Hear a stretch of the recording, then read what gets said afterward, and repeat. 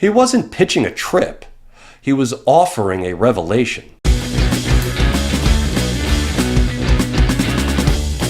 Hello my friends, it's Tom Hatsis, and this is Ambassador to Hyperspace, the Life of Terence McKenna. What happens when an unassuming mushroom hunter and eater becomes one of the most mind-expanding voices of the 20th century? Welcome to the strange and brilliant world of Terence McKenna, the bard of the psychedelic underground. Before we get started, if you're into this kind of content, please give this video a like and a share, subscribe to the channel, and find me on Instagram at tom.hatsis. Also, I do have a Substack now. Please check that out as well. Terence McKenna was born on November 16, 1946, in a tiny town called Paonia, Colorado. Surrounded by the rugged beauty of the Rockies, young Terence developed a keen interest in nature. While most kids were collecting baseball cards, he was out fossil hunting, which was in fact his first passion. The ancient imprint of life, etched in stone, whispered to him vast histories, deep time, and cosmic mystery. And thankfully, for all of us, that curiosity never left him. By age 14, McKenna wasn't just curious. He was intellectually ravenous. One book in particular changed everything, Psychology and Alchemy by Carl Jung. Suddenly, his imagination was set ablaze by archetypes, symbolism, and the language of dreams. The material world had cracks, and Terence McKenna was determined to peer through them. It was also around this time that he stumbled upon a 1957 Life magazine article titled "Seeking the Magic Mushroom." That phrase, magic mushroom, lodged itself into his brain like a seed, quietly preparing to, well, mushroom. He wrapped up high school in Lancaster, but it was the cultural waves of California in the early 60s that began to shape his worldview. By 1963, Terence had discovered Aldous Huxley's The Doors of Perception and Heaven and Hell, as well as reading psychedelic articles found in the Village Voice. These books, as it turned out, sort of acted like gateway drugs for Terence McKenna. One early trip on morning glory seeds gave him what he called his first glimpse of the other. He didn't have the vocabulary for it yet, but he knew there was some secret waiting beyond the veil. In 1965, Terence enrolled at UC Berkeley, just as the countercultural movement was reaching critical mass. He was accepted into the experimental Tussman College, where the curriculum was radically interdisciplinary, perfect for someone like Terence McKenna, who didn't believe in academic borders. He dove into Tibetan folk religion and shamanism. 1967 was, by his own account, his opium and Kabbalah phase. That same year, he traveled to Jerusalem, where he would meet ethnobotanist Kathleen Harrison, who would become his future wife. 2 years later, he headed to Nepal in pursuit of Tibetan art and shamanic practices.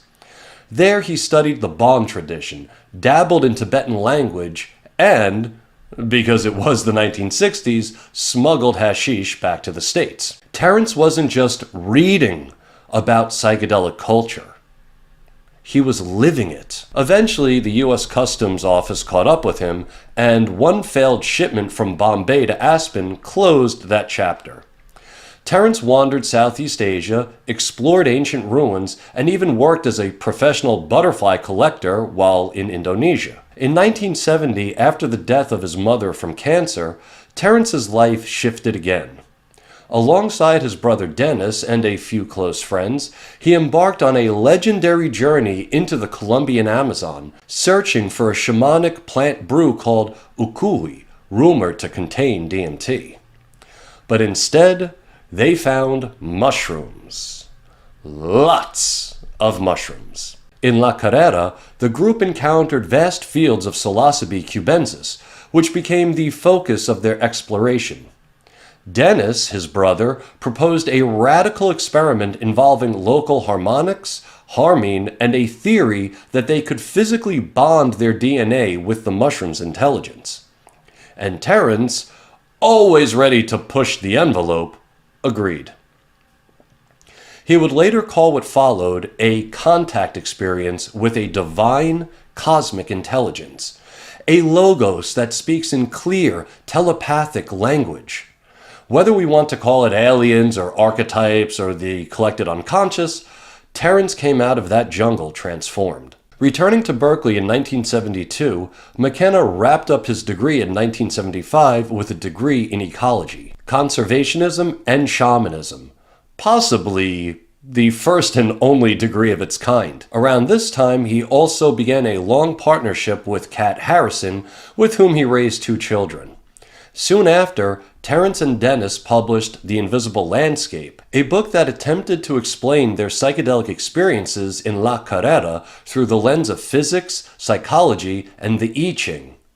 A few years later, Terence would publish True Hallucinations, which chronicled the whole Amazon journey in vivid literary detail. But even in those early years, McKenna wasn't just a thinker. He was a talker. Local lectures turned into cult followings. He became a favorite guest on underground radio. His mind was too electric, too irreverent, too just weird, quite frankly, to be ignored. Long before the psychedelic revival, before ayahuasca tourism and psilocybin therapy, Terence McKenna stood barefoot at the edge of the abyss and asked better questions. He was part scientist, part poet, and part cosmic comedian. By the 1970s, Terence McKenna had returned from the depths of the Amazon jungle, not with a chest of gold or with El Dorado's secrets, but with something much stranger and, in my opinion, more culturally shifting. Spores. Specifically, magic mushroom spores. And with them, he and his brother Dennis McKenna developed something that would forever change psychedelic history. In 1976, under the whimsical pseudonyms O.T. Ose and Owen Oerick, the McKenna brothers published Psilocybin, Magic Mushroom Grower's Guide. But it wasn't just an underground manual. It was a revolution in book form. Using only kitchen tools and rye grain, they taught everyday people how to grow powerful psilocybe mushrooms at home. By the time the revised edition hit the shelves in 1986, over 100,000 copies had been sold. Now let that sink in for a second. These were the first reliable instructions for cultivating a Schedule I psychedelic published during the height of America's war on drugs. You gotta love the man for that alone. But Terence didn't stop there. In the early 1980s, he stepped out of the jungle and into the spotlight. Microphone in hand, entities on the mind. McKenna began delivering public lectures about psilocybin, DMT, ayahuasca, and cannabis, not just as drugs, but as tools for direct communication with the divine. He wasn't pitching a trip. He was offering a revelation. His message? Return to nature. Return to the archaic. Trust the felt presence of direct experience over dogma and doctrine. And never, ever, for any reason at all, trust a guru. McKenna quickly became a legend in countercultural circles. Timothy Leary called him one of the 5 or 6 most important people on the planet. Comedian Bill Hicks built entire routines around his ideas. In the 1990s, McKenna hit his publishing stride.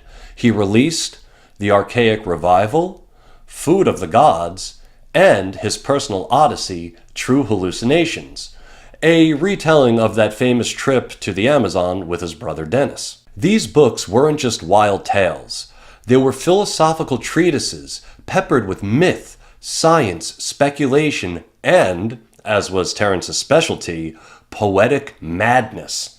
His controversial stoned ape theory, and I have a whole video on the stoned ape theory, I'll link it at the end, but it has sparked debates across not just Reddit threads, but anthropology circles. So, I mean, McKenna was reaching everybody. In 1985, with Kat Harrison, McKenna founded Botanical Dimensions, a nonprofit ethnobotanical garden in Hawaii. Their mission? To preserve psychoactive and medicinal plants and the cultural wisdom that surrounded them. McKenna believed that plants held not just medicine, but language, living libraries of planetary intelligence, and just to show my cards, I think he was 100% correct about that. He was involved in botanical dimensions until 1992, when his marriage sadly ended. Kat would go on to lead the project, but Terence remained deeply connected to the Big Island. Post-divorce, McKenna relocated permanently to Hawaii, building a sleek modernist home tucked deep into a lush rainforest valley. There he lived as a kind of techno-druid, for lack of a better description. He would cultivate rare plants, record his lectures, and further craft his philosophical ideas. He came to believe that time itself was on a path toward a grand crescendo, something he called novelty theory. According to Terence, the world would hit maximum novelty in 2012. Now, spoiler alert, that didn't actually happen, but a lot of people did take it seriously. Let's back up for a moment to the 1960s. In 1965, on the leafy streets of Berkeley, California, a 19-year-old Terence McKenna took a hit of N,N-dimethyltryptamine, better known as DMT, and vanished from conscious reality. McKenna, as we all know, was no ordinary stoner. He was already a book-devouring mystic scientist hybrid, someone who had read Jung, Huxley, and the Tibetan Book of the Dead. But even he wasn't prepared for what DMT showed him. He described it as being catapulted into an unspeakable raging typhoon of color, shape, and transformation. But more than just trippy visuals, Terence found something there waiting for him. Or rather, not something there waiting for him, someone.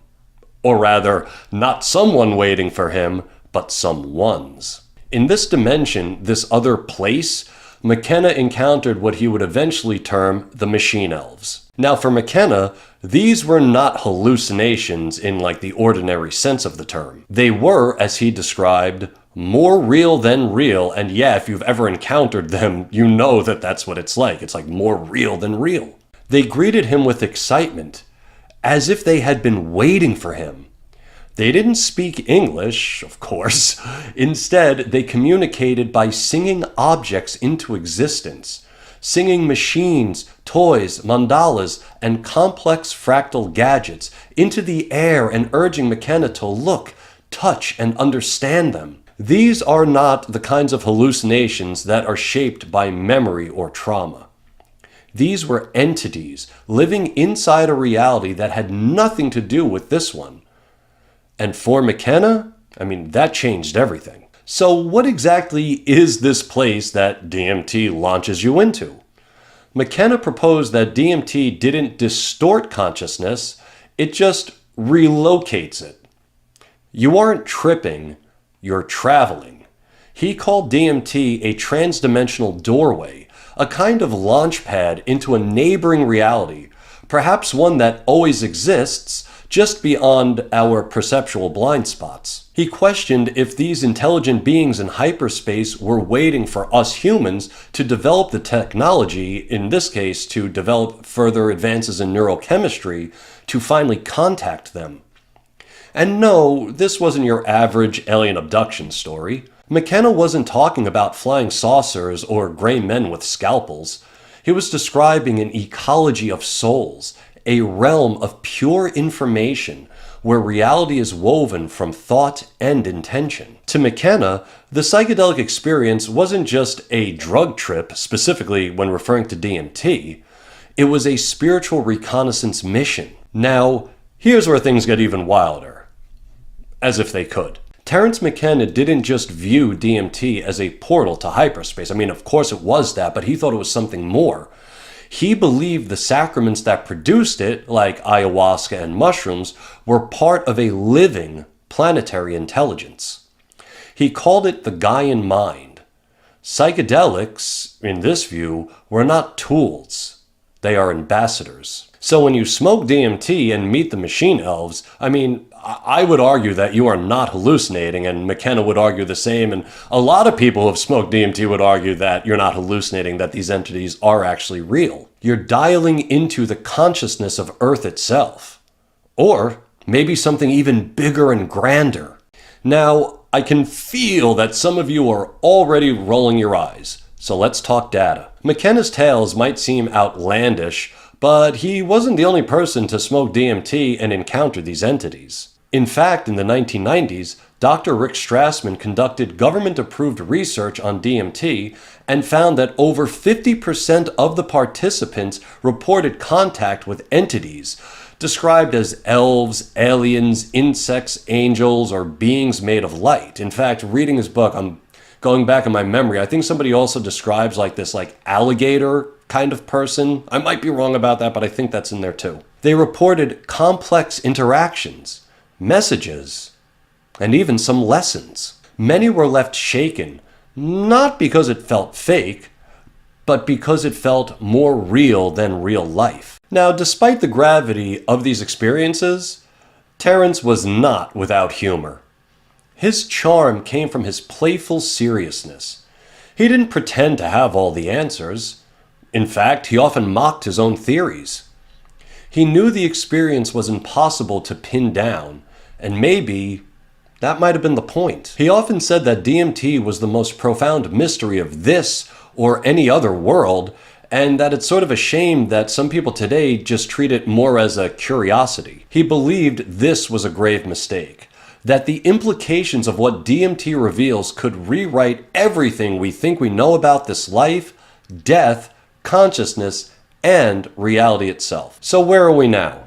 Well, since Terence's death in 2000, Western civilization has seen what some of us have termed a psychedelic renaissance. DMT is no longer just whispered about in underground circles. It's the subject of documentaries, podcasts, and university research.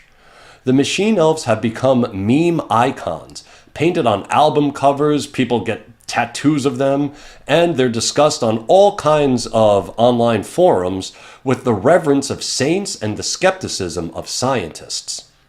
McKenna's voice, hypnotic, a little nasally, certainly poetic, lives on in 1,000 audio clips. Terence McKenna wasn't just a psychonaut. He was a cartographer of the invisible, a bard of the ineffable, and a scientist whispering secrets from the edge of the cosmos. He showed us that psilocybin mushrooms weren't just fungi, that they were ancient teachers, that DMT wasn't just a drug, it was a doorway, that the machine elves weren't just hallucinations, they might be interdimensional intelligences waiting to be encountered. He questioned everything: language, time, consciousness, culture, God, and gave us all permission to do the same. He made mysticism modern, made science weird, and turned psychedelic philosophy into performance art. Whether you think he was a prophet, a poet, or a deeply entertaining lunatic, here's one thing we know for certain. He cracked open the door to the universe and invited all of us inside. So, here's to Terence McKenna. May his words echo in the halls of hyperspace. And may we all keep listening for the music found in the mushroom. Well, my friends, that's all I have for you this time, and I'd love to thank you for stopping by. If you found value in this content, please give this video a like and a share, subscribe to the channel, find me on Instagram, and please check out my Substack. And until we meet again, I'm Tom Hatzis, your entheohistorian, reminding you that you free your mind by using your brain. Peace.